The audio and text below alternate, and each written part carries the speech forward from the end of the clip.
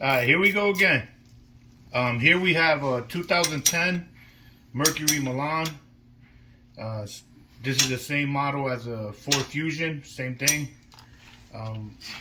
We're changing the wheel bearings on this car because when you're driving, you're hearing a humming, you know, like a not so much of a grinding. They're on the early stages of them going bad, so they have you hear that humming, that whining in the back of the wheel where it's not smooth anymore. So we're gonna change them. On this model, it's pretty much pretty easy. You're gonna need a 14 for the top of the caliper. You know, just you can use a socket. I got an open edge wrench. The ratchet wrench, these are my favorite. Loosen these up, 2 small bolts. Once you get them loose, they're pretty quick to come out. Wiggle this a little bit, and it falls out. Put it to the side there. And then for the bracket, you're gonna need 13. And you're gonna need you can use a socket. It's a little bit uncomfortable for the socket, but on the bottom bolt, you're gonna have to go through the subframe. You see that hole right there where the bolt is? You're gonna have to come from behind that to be able to get it, or you could use an open end wrench to loosen it up, but you can come through the back with the socket to get that bottom bolt to release the bracket for the caliper.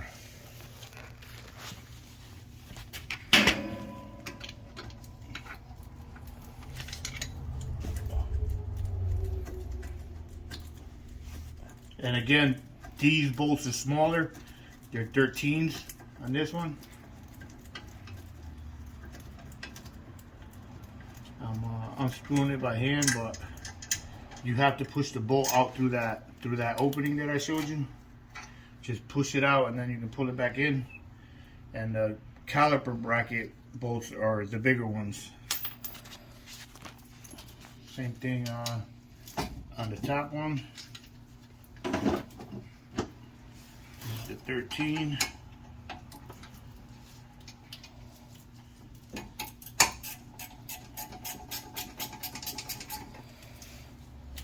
Just loosen that up.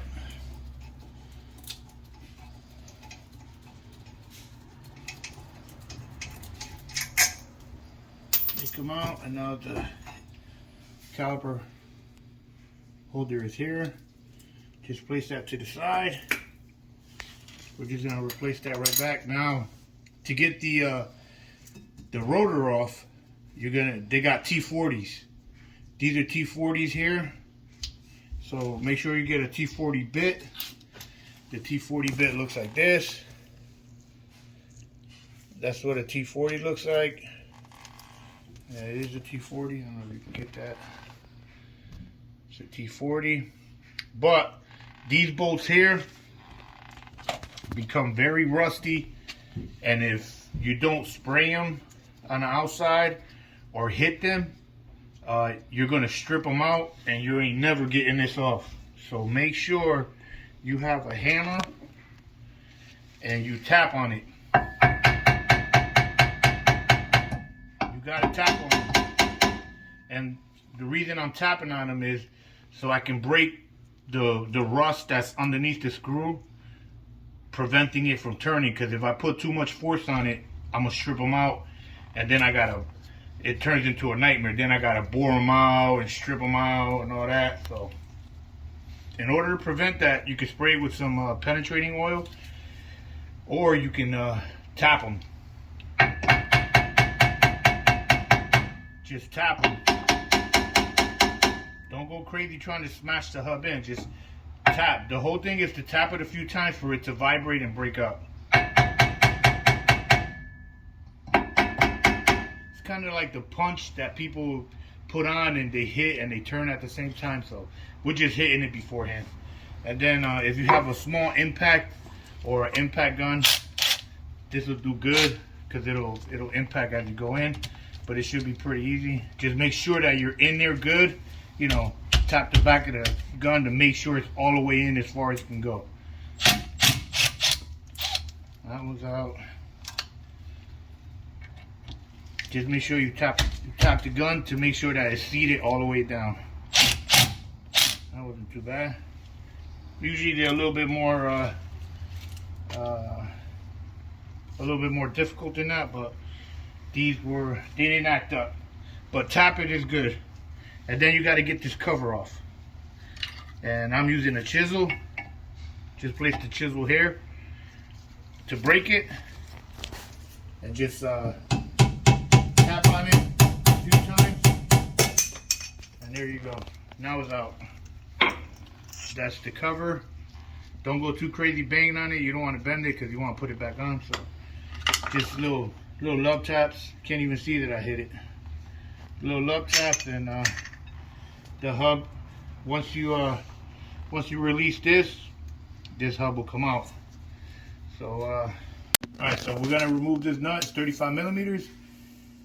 They put a little dent in it. They hit it with a hammer inside the spacer to prevent it if it did get loose, so it wouldn't spin. So for us to remove it, because we're gonna reuse that nut, just tap on it a little bit on the edges. Don't have to be perfect, but you just gotta be in an upward position. So, and then the removing the nut will make it. We'll get it to where it needs to be.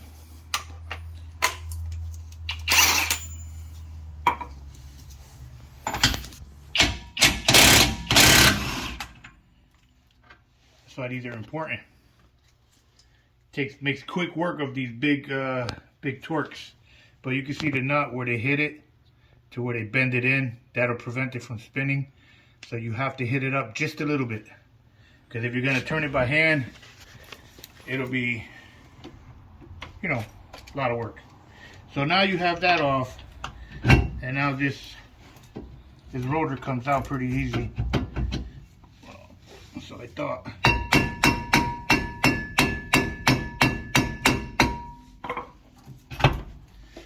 And that is the rotor. This is the wheel bearing here. That's what the wheel bearing is. It's still attached to the hub, so I'm gonna have to hit it in here a little bit to get it to pop out. It's frozen in there, so. But the way you just, you know, that's the bulk of it. So you just clean this up a little bit, put a little bit of grease, wheel bearing grease.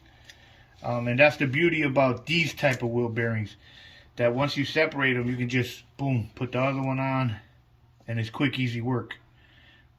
That's the good part about this. So since we're not reusing this wheel bearing, we're just going to you know, pop these out. Just hit them, falls right out just like that, as you saw. Wow. Pretty easy. That's the good thing about this style. It has the ABS little gears in the back. But, you know, I'll show you on the other side the noise it was making. I can't really, but I can feel it a little bit here. I don't know if you can hear it. Hear that? That's the noise you hear. That little bit of play.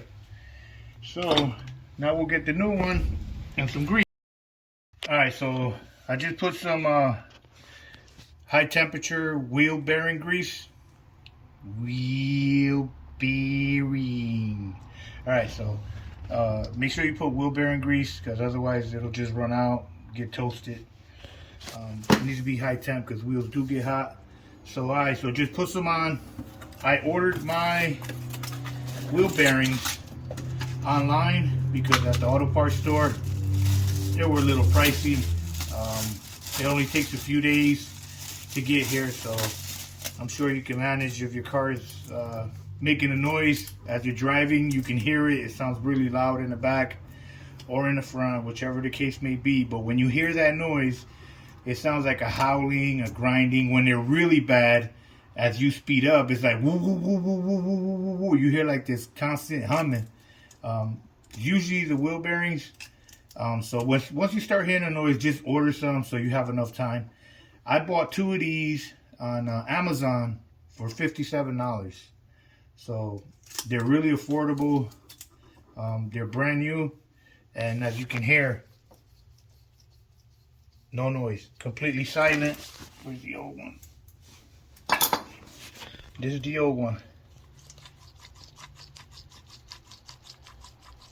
I don't know if you can pick that up, but it does make noise and you can feel it. It's loose. This one is very silent. So anyway, so what you do is you lube it up, you know, before you stick it in. That's what she said. And just slide that bad boy on.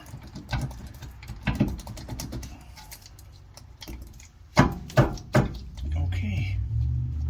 Never mind. Alright guys, so when you put it on, make sure it's extremely clean, no sand or debris. Make sure you run a emery cloth over it, you know, smooth it up, because, you know, so it doesn't bind. Because it binds right in the beginning. As you put it on, it does bind a little bit. So you got to make sure it's completely clean of everything. And then just place it. As you can see here, it's like I'm struggling to get it on. But just tap it in a little bit. Just tap it in a little bit. If you need to, grab the same piece, socket, and just tap it in. Just a little quick tap, and it'll slide in. Once you tap in the back lip, the front lip will give you the same resistance. So just grab the same socket again.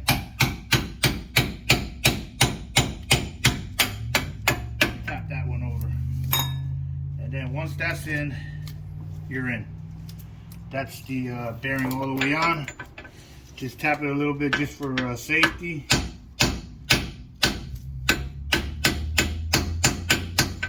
Yeah, it's on there. And this one's completely silent. That's what it should sound like. I don't know if you can hear. But that's what it should sound like. If you're spinning yours and you hear some noise, it only amplifies with a wheel and more speed.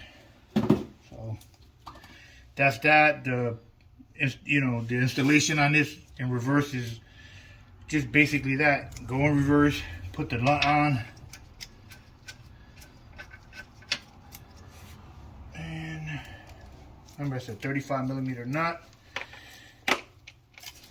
You can use a 36 if you don't have it. And then just tighten it down. This is a very high torque thing, so I'm pretty sure that I'm good there with that. And pretty much it here. It's a little tight. Might not want it that tight.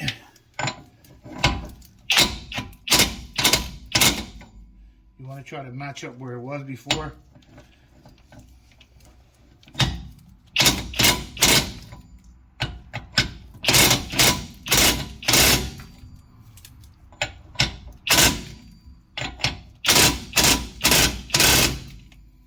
That's kind of where it was at before. You see the notches. You can feel it. I over tightened it a little bit and I felt it right away, the resistance. So here is where it was. So that's the beauty about these dimples. I mean, they should have a, you know, a foot-pound of torque, but I don't have that spec, and I don't have a torque wrench, so it doesn't matter if I did have it. So I did the eyeball special, and then remember, guys, make sure you hit this piece in a little bit here to prevent it from loosening up and spinning out. put a couple dents in it so it's not round. Don't have to be perfect. Don't go crazy because you never know if you need to get it out down the road. So that's it.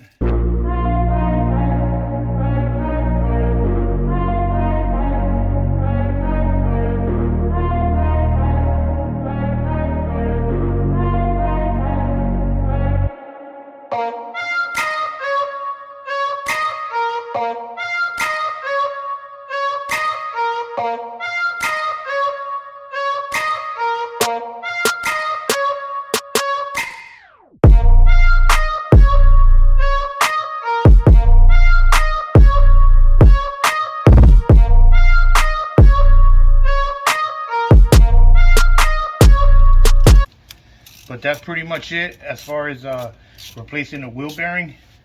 You saw how quickly that was. It's a quick job, piece of cake. Just the 2 bolts here, the caliper T40s. These are T40s, and this is a 35 millimeter. And that's as quick as that's a whole wheel bearing installed. Now you just place your wheel on, and that's it. You know, I disconnected the ABS sensor, but no need to disconnect it. It's on the frame. But that's it. That was the fastest and quickest wheel bearing I've ever done. So that's what it is. Have fun. Remember, give me a like and subscribe. And if you have any questions regarding anything on these cars, just drop me a comment. But that's the quickest and easiest wheel bearing you're ever going to replace.